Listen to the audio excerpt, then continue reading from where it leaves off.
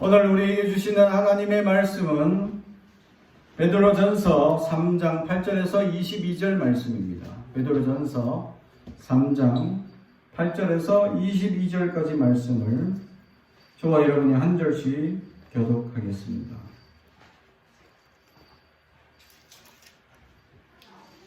베드로전서 3장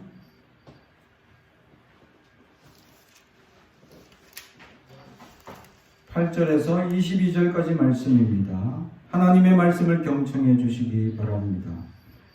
마지막으로 말하노니 너희가 다 마음을 같이하여 동정하며 형제를 사랑하며 불쌍히 여기며 겸손하며 악을 악으로 욕을 욕으로 갚지 말고 도리어 복을 빌라. 이를 위하여 너희가 부르심을 받았으니 너희는 복을 이어받게 하려 하심이라. 그러므로 생명을 사랑하고 좋은 날 보기를 원하는 자는 혀를 금하여 악한 말을 그치며 그 입술로 거짓을 말하지 말고 악에서 떠나 선을 행하고 화평을 구하며 그것을 따르라. 주의 눈은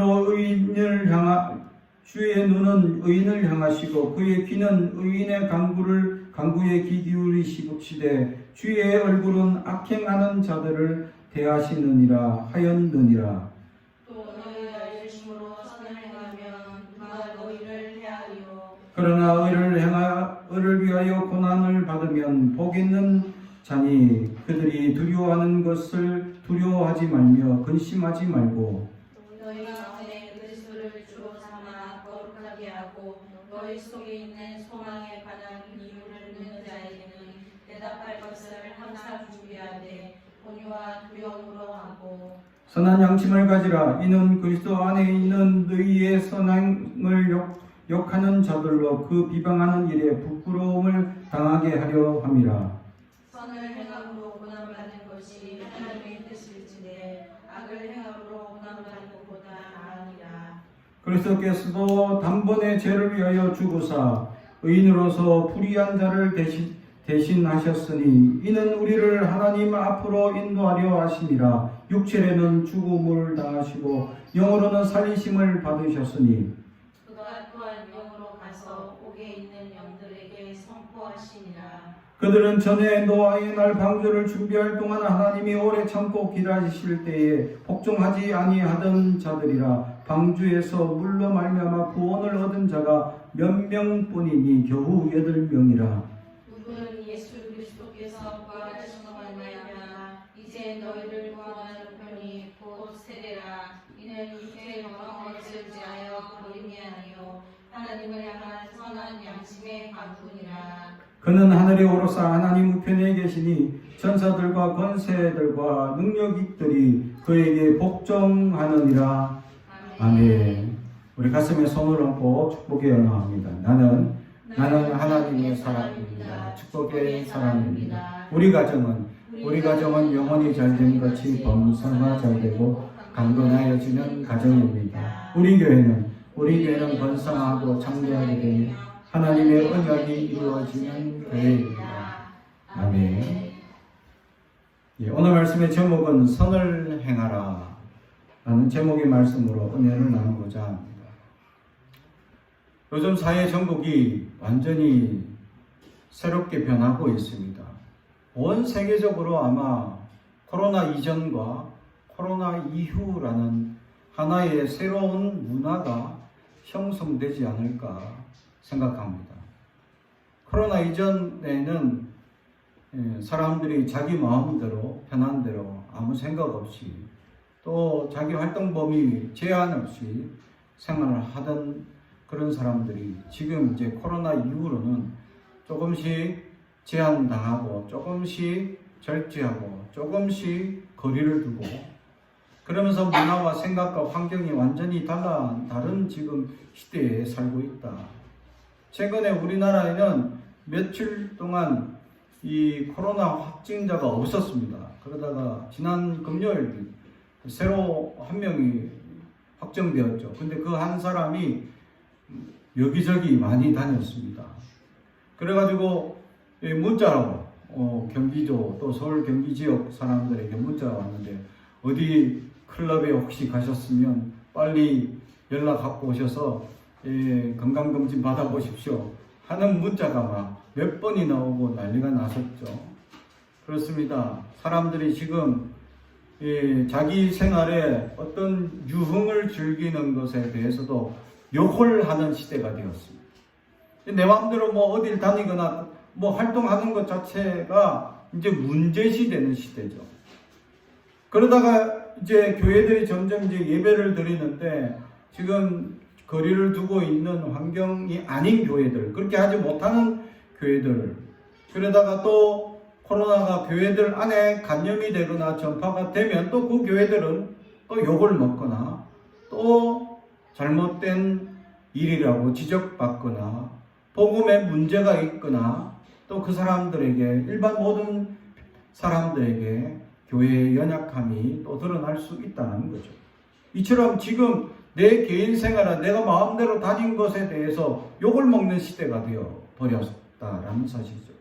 이렇게 이제 코로나가 완전히 벗어날 수 있는 시대가 언제쯤 다시금 올 수 있느냐? 지금 현재로서는 미지수이죠. 최소한 1년 동안은 이 약을 개발하기 전까지는 계속해서 이 질병이 간염이 될 수 있다라는 위험이 있습니다. 특히 이 코로나는 메르스와 사스하고는 완전히 다르죠. 사스는 전염성이 강했습니다. 근데 치명률이 낮았죠. 메르스는 이 전염률은 낮았으나 치명률이 높았습니다. 그래서 메르스 당시에 우리나라 많은 사람들이 죽었고 돌아가셨습니다. 안타까운 사실은 어린아이들도 죽음을 당했던, 그래서 연약했던, 어려움을 당했던 시절이 있었다는 사실입니다. 그런데 이 코로나는 두 가지 질병에 가장 안 좋은 것만 모였다는 거죠. 가장 빨리 전파되고 가장 치명률이 높은, 그래서 사람들이 지금 어마어마한 숫자가 감염이 되고 어마어마한 숫자가 죽임을 당하고 있다는 사실입니다. 이전에도 이런 질병이 없었고 이후에도 또 이런 질병이 날지는 모르겠지만 정말 코로나라는 이 질병으로 말미암아 많은 사람들이 두려움에 떨고 지금 많은 사람들의 의식 한 자리에 크게 자리 잡고 있는 것이 코로나19라는 이 영역이 생겼다라는 사실이죠. 이로 말미암아 사람들은 개인 거리를 둬야 되고 서로 이제 관계를 좀 멀리 해야 되는 이런 시절이 되어져 버렸다라는 사실입니다. 이러면서 점점 사람들의 관계가 멀어지고 점점 사람들과의 인간적인 연약한 모습들이 나타나고 또 서로가 의심하게 되고 서로가 미워하는 감정이 점점 많아지는 이 시대에 오늘 성경은 우리에게 적극적으로 선을 행하라 라고 말씀하고 있다라는 사실이죠. 그리스도인으로 살면서 우리가 어떻게 살아야 하는지, 마지막으로 베드로전서 서신을 마지막으로 하면서 권면하는 내용들이 굉장히 많은데 그 중에 가장 핵심이라고 할 수 있는 것은 선을 행하라라는 것입니다. 그렇습니다. 그 선을 행하는 것에 있어서 오늘 본문의 8절에 보면 5가지 덕목에 관해서 말씀해 주고 있습니다. 어떤 선을 행할 것인지에 대해서 구체적으로 8절에 5가지 덕목을 얘기하고 있다는 것이죠. 첫 번째가 마음을 같이 하다라는 것입니다. 많은 사람들이 마음을 같이 하지 못합니다. 지금 이런 시국 가운데 한 사람의 잘못으로 말미암아 어마어마한 숫자가 질병에 노출되어 있는 이런 환경 가운데 사람들 한 사람의 잘못, 한 사람의 그냥 방임하는 자세, 한 사람의 그냥 내 마음대로 내 삶 살겠다는데 하고 마음대로 살아가는 이 시국에 어마어마한 사람들이 피해를 볼 수 있는 그런 연약한 시대가 되어 버렸다라는 사실이죠.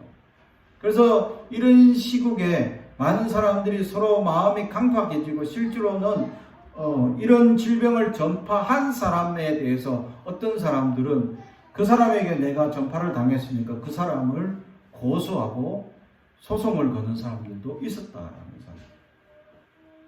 그래서 이런 어려운 시국 속에서 사람들이 마음을 같이 하지 못하고 있는 분열하고 개인주의가 더 심화되는 현상이 되고 있다. 어쩌면 코로나 이후로는 개인주의가 더욱 발달하는 시대가 되지 않을까 생각해 봅니다. 실제로 많은 사람들이 밖에 나가지 못하니까 유튜브에서 내가 한번 봤는데 요즘 사람들이 유튜브를 보거나 게임을 하다 보니까 그 게임 안에 또는 유튜브 안에서 이 사람들이 이 어려운 시국이 갇혀서 생활하면서 점점 개인주의가 확대되어 있고 또 우리 젊은 아이들, 친구들이 밖에 활동을 하지 못하니까 갇혀 있으면서 개인적인 활동을 제한당하고 있으며 답답해하고 어려워하는 그런 이 토로를 하는 내용들을 보게 되었습니다. 점점 사람들은 개인주의가 심화되고 있다는 사실입니다. 이런 어려움과 환난 속에서 하나님께서 우리에게 말씀하고 있는 두 번째는 동정하다라는 말씀입니다. 이 동정이라는 말은 심파데이스라는 헬라어 원어의 뜻을 하고 있는데 함께 고통을 받는다라는 의미가 있습니다. 함께 고통을 받는다. 이 시국에 함께 고통을 받을 수 있느냐? 질병이 걸린 사람들 우리는 멀리해야 되는 시국이죠. 그 사람은 또 혼자서 갇혀서 15일을 이렇게 치료받아야 합니다. 어떤 치료 받는 과정에 어떤 사람이 2번이나 간염이 돼서 이 2번이나 15일 30일 동안 갇혀가지고 이 치료를 받는 과정 가운데 너무 답답하고 너무 힘들고 너무 제약을 당하고 너무 독방에 갇혀서 15일 동안 이 치료되는 과정 가운데 또 한 번은 또 고열과 기침과 이런 질병의 어려움을 당하면서 또 한 번은 가볍게 넘어가지만 이 총 30일을 갇혀 있으면서 얼마나 답답하고 힘든지에 대한 토로를 하는 모습을 보았다는 사실이죠. 이런 이 질병이 무섭고 또 이게 치료약이 특히 없다 보니까 수많은 사람들이 두려워하고 있다는 사실이죠. 그런데 오늘 성경은 선행을 적극적으로 행한 두 번째에서 그들과 함께 고통을 할 수 있느냐라는 사실입니다. 지금 이 시국에 많은 사람들이 질병을 당한 사람뿐만 아니라 지금 그 외의 사람들, 사업을 하는 사람들이나 또 여러 사람들이 고통을 당하고 있다라는 사실이죠. 그로 말미암아 사업이 안 되거나 또 여러 가지 어려움이 있는 사람들이 있습니다. 이런 어려운 시국에 우리는 그들에게 찾아가 위로할 수 있는 형제가 될 수 있어야 한다. 그래서 세 번째 덕목의 말씀은 형제를 사랑하라 라는 말씀입니다. 특히 믿음의 형제들이 어려움을 당할 수 있습니다. 그래서 그런 믿음의 형제들이 어려움을 당하지 아니하도록 도움을 주고 세워주는 하나님의 놀라운 은혜의 축복이 있어야 한다라는 사실이죠. 그래서 이 형제를 사랑하는 마음, 특히 믿음의 사람들이 서로 세우고 믿음의 사람들이 서로 은혜를 나누고 믿음의 사람들이 서로 부족한 것을 세워주려고 노력하는 자세가 있어야 할 줄로 믿습니다. 네 번째로는 불쌍히 여기다라는 말입니다. 이 불쌍히 여긴다 말 속에는 세 가지의 덕목이 압축되어 있는데 그것이 바로 자비, 인정, 용서라는 것입니다. 다른 사람에 대하여 불쌍히 여기고 특히 이 불쌍히 여기는 것은 믿지 않는 사람들을 향한 것이죠. 그 앞에 이미 믿음의 형제들에게는 사랑하는 것이고 또 믿지 않는 이들에게는 불쌍히 여기는 마음이 있어야 한다. 그 불쌍히 여기는 것 안에는 자비와 인정과 용서가 있어야 한다라는 사실이죠. 왜냐하면 믿지 않는 사람들이 어려움을 줄 수 있습니다. 믿지 않는 사람들은 자기 마음대로 살면서 자기 이익대로만 사는 사람들이 있습니다. 믿지 않는 사람들은 자기 이익과 결부되지 않으면 우리 믿음의 사람들이 베풀었던 인정과 그렇게 헌신해 오고 노력해 주고 베풀었던 사람들을 하루아침에 뭉개버리는 사람들도 있다는 겁니다. 또 실제로 그런 사람들과의 관계를 끊임없이 지속하기가 굉장히 힘든 관계들이 있다는 것입니다. 그래서 오늘 성경은 불쌍히 여기라는 거죠. 그들을 인정해주고 그들을 용서해주고 그들에게 자비를 베풀 수 있어야 한다. 그것이 바로 불쌍히 여김의 기초다라는 사실이죠. 마지막으로 겸손입니다. 겸손이라는 오늘 단어를 직접적으로 풀이하면 낮은 마음입니다. 낮은 마음. 사랑하는 성도 여러분, 우리의 마음이 높아지고 있다라는 사실. 낮은 마음으로 겸손하게 다른 이들을 바라보며 세워줄 수 있어야 한다라는 것이죠. 이것이 바로 선을 행하는 사람들이 가져야 할 5가지 덕목 기초였다라는 사실이죠.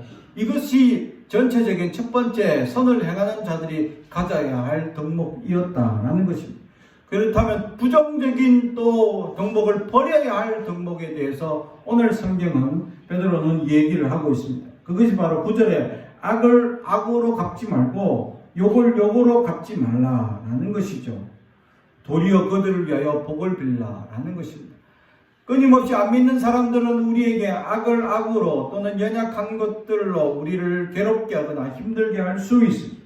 그러므로 말미암아 우리가 하나님 앞에 온전히 서지 못하고 주님 앞에 기도하지 못하며 하나님 말씀으로 세워지지 못하는 우리의 연약함이 있을 수 있다라는 사실이죠. 지금까지 5가지 덕목, 그렇게 마음을 같이 하고 또 같은 함께 고통을 받고 형제 사랑하고 안 믿는 자를 불쌍히 여기고 또 겸손한 낮은 마음으로 살아가려고 하는데 악을 악으로 갚고 또 우리가 그들에게 욕을 욕으로 갚아 나간다면 여전히 우리는 연약한 사람이 된다라는 것이죠. 이것은 선과 멀어지는 삶이 된다.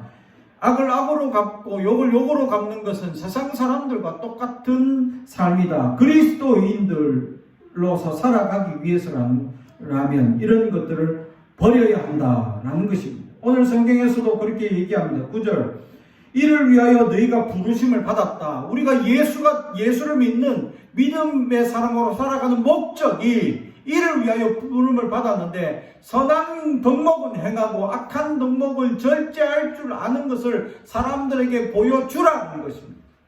그렇습니다. 세상 사람들과 똑같이 불평하고 어려운 것 어렵다고 얘기하고 힘든 거 힘든다고 똑같이 불평하며 살아가지 말라는 것입니다.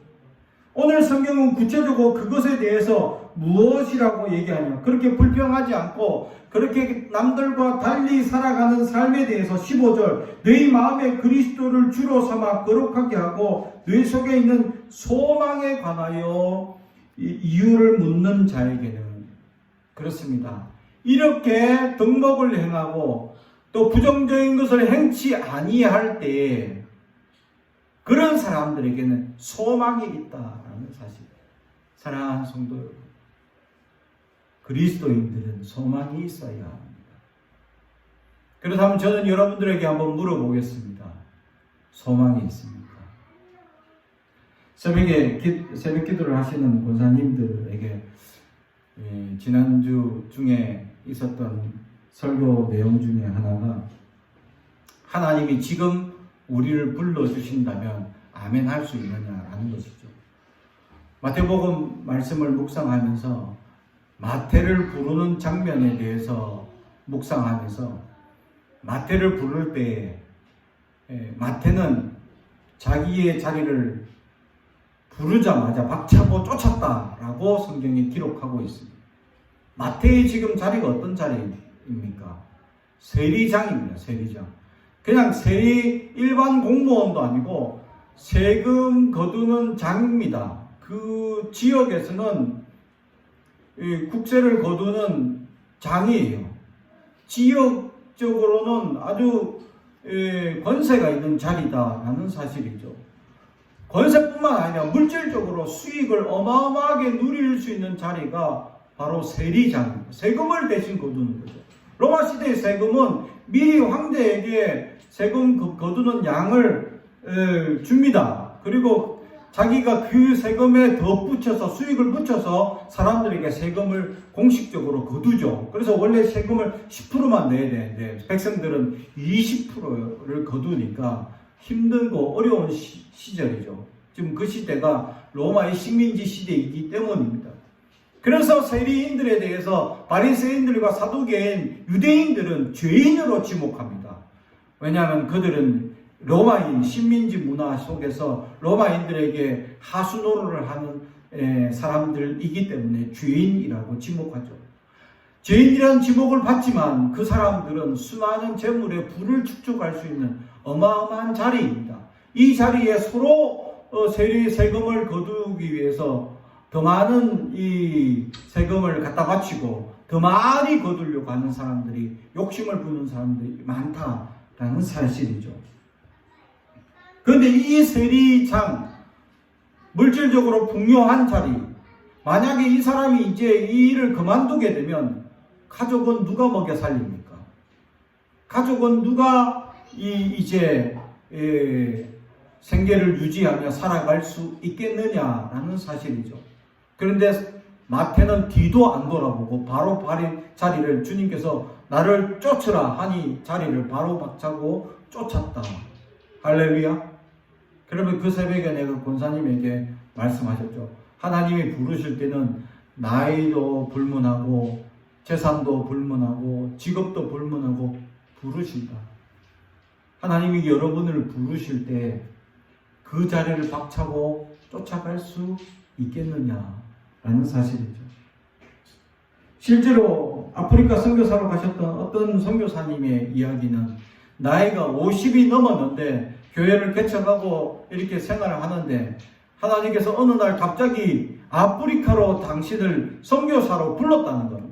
아니 50이 넘어서 전혀 지금 외국을 한 번도 나가본 적이 없는 그런 목사님이 갑자기 아프리카 선교사로 자기를 불러주셔서 어떻게 이 일을 감당해요? 그렇다고 해서 자기가 재산이 있거나 이런 것도 없습니다. 그래서 온 재산을 정리하고 가니까 이 왕복 티켓도 아니고 편도 티켓 하나 딱 구해서 그것도 자기 혼자서 그 아프리카에 가서 복음을 전하기 시작했습니다. 그것도 말도 통하지 않고 언어도 되지 않는 그 목사님이 그 지역에 가서 복음을 전해야 되는데 어떻게 전해야 될 줄도 모르고 어떻게 말을 해야 될 줄도 모르는 그런 난국 속에 하나님 앞에 그 아프리카 사람들을 그래도 호기심으로 모여서 아시아 사람이 와가지고 뭔가를 중얼중얼거리고 있으니까 사람들이 모여서 뭘 하나 하고 구경하고 있는데 그 목사님이 너무 답답하고 뭘 전해야 돼, 어떻게 전해야 돼, 말도 안 통하는 이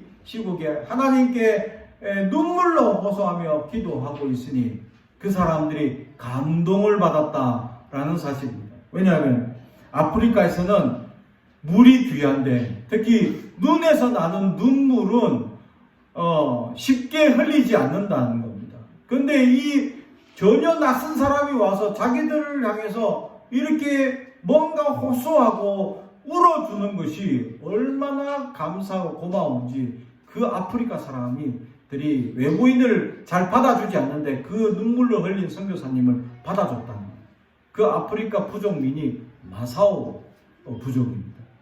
사자를 잡는 그런 용맹한 부족이죠. 쉽게 외부인들을 받아주지 않습니다. 심지어는 그때는 그 시절에는 식인 문화까지 있는 그런 부족이었다라는 사실.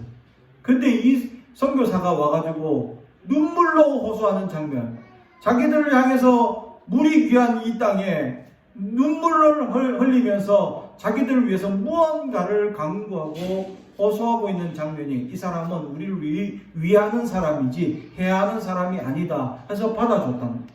나중에 모두가 복음을 받아들이고 그 땅에 마사오 민족에게 학교가 세워지고 교회가 세워지고 병원이 세워지는 놀라운 복음의 역사가 이루어지게 되었다라는 사실.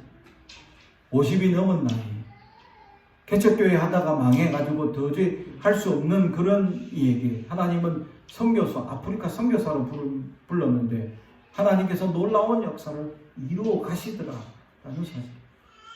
그런데 하나님이 불러주셨을 때 우리가 아멘하고 그 자리를 박차고 나갈 수 있느냐라는 것이죠. 순종할 수 있느냐라는 사실. 바로 믿음의 사람들에게는 소망이 있기 때문에 아멘하고 갈 수 있습니다. 우리에게는 소망이 있기 때문에 지금의 난국을 이겨낼 수 있고 지금의 어려움을 이겨낼 수 있다는 사실. 사랑하는 성도 여러분, 그러므로 우리에게 소망이 없다면 세상 사람들과 다를 바 없다라는 사실이죠. 그러므로 결국 우리에게 부정적인 요소를 떠나보내고 긍정적인 요소를 세워가야 할 이유가 그리스도인들이 소망이 있는 사람들이 돼야 되기 때문입니다. 특히 그렇다면 사람들은 우리에게 질문을 합니다. 어떻게 하면 그렇게 소망을 가지며 살아갈 수 있습니까? 라고 질문할 때 할 대답을 준비하라라는 오늘 성경은 이야기하죠. 그렇습니다. 여기에서 묻는 자에게 대답할 것을 항상 준비하라. 대답이라는 이 말이 우리나라 말로는 그냥 일반적으로 대답으로 되어 있지만 이게 법정 용어로 변호하다라는 말입니다. 다시 말하면 그 사람이 소망이 뭐냐라는 질문을 했을 때 변호를 해라는 거죠. 변호하다라는 말은 뭐냐면 그냥 내가 간단한 대답으로 그래서 그렇습니다 라고 하는 대답이 아니라 조직적으로 또 이 대답에 대해서 분명하고 이성적이고 또 확실한 분석적이고 대답을 조리 있게 잘 하라라는 이야기입니다. 그렇습니다. 여러분에게 소망이 있는 이유가 뭐냐라고 물었을 때 어떻게 대답할 것이냐라는 것을 준비하며 살아라는 것입니다. 이게 바로 깨어있는 영혼이다라는 것입니다.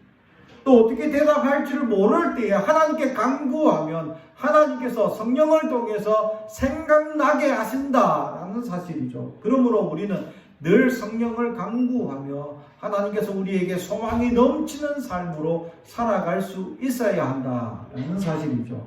사랑하는 성도 여러분, 그렇습니다. 그리스도인들이 선한 일들을 이뤄나가는 가장 최고점은 바로 소망이었다라는 사실. 이 땅이 지금 코로나19로 말미암아 소망이 없어져 버렸습니다. 점점 사람들이 어려운 시국에 환난을 당하고 어려움 속에서 이제 이 어려운 코로나 시국을 맞이하면서 사람들은 의식과 생각들이 점점 달라지고 있습니다. 이런 환경과 이런 이 시절 속에서 우리는 과연 소망을 이야기할 수 있느냐라는 사실. 사랑하는 성도 여러분, 하나님은 지금도 역사하시고 오늘 성경에서도 하나님은 의인에게 주목하고 계시고 의인의 말이나 행동에 주목하고 계신다라고 말씀하고 있듯이 하나님은 우리가 소망의 삶으로 살아가기를 원하고 있습니다. 그러므로 하나님께 소망을 드리며 살아갈 수 있는 저와 여러분이 되길 주님의 이름으로 축복합니다. 이것이 바로 우리 그리스도인들이 살아가는 극치의 선을 행하는 모습이다라는 사실. 이제 이 코로나19로 말미암아 많은 사람들이 어려움을 당하는 이 시국 속에서 많은 사람들은 개인주의가 팽배해지고 점점 마음의 문을 닫고 서로 비방하고 미워하는 이 절정의 시국 가운데 우리는 적극적으로 선을 행해야 합니다. 그러면 우리 안에 그리스도의 소망이 있음을 그들에게 보여주고 나타나야 합니다. 그것이 우리를 부르신 목적이라고 오늘 성경은 분명히 말씀하고 있습니다. 우리 안에 소망이 없다면 우리는 목적을 상실한 사람들입니다. 우리 안에 소망이 없다면, 우리 안에 기대가 없다면 우리는 그리스도의 목적을 잃어버린 사람들임을 우리는 알아야 합니다. 사랑하는 성도 여러분, 다시금 그리스도의 목적을 세울 수 있는 우리가 될 수 있어야 합니다. 이 시국에 많은 사람들이 목적 없이 살아가고 있습니다. 오늘 성경에서도 그것을 예화로 얘기하는데 바로 노아의 이야기로 예화를 얘기합니다. 노아의 시절에 소망이 있는 사람들은 노아의 가족 8명 뿐이었다라고 얘기합니다. 수천 아니 수만 아니 수백 수억의 사람들이 살고 있었지만 그 모두들은 소망이 없었습니다. 그런데 하나님의 경고가 노아가 방주 짓는 동안에 경고해 주고 있었다라는 사실입니다. 노아가 왜 하나님께서 산 중에 그것도 산 꼭대기에 방주를 짓게 하고 계시느냐, 하나님께서 물로 세상을 멸망할 것이니까 준비하라는 것입니다. 그런데 그 기간이 몇 년입니까? 200년 동안 사람들에게 경고해 주고 있었습니다. 그런데도 사람들은 하나도 그 이야기를 귀 기울여 듣지 않았습니다. 소망을 잃어버린 사람들. 그러나 200년 후 마지막 그때가 되는 그날에 하늘에서 비가 내리기 시작하고 온 땅에 창수가 넘치게 되었다라는 사실. 그로 말미암아 소망을 가진 8명만 살아남았다라는 것이 오늘 베드로가 우리에게 주고자 하는 이야기다라는 사실. 사랑하는 성도 여러분, 우리에게 소망이 있습니다. 그리스도인들이 가져야 할 가장 큰 덕목이라면 바로 소망이죠.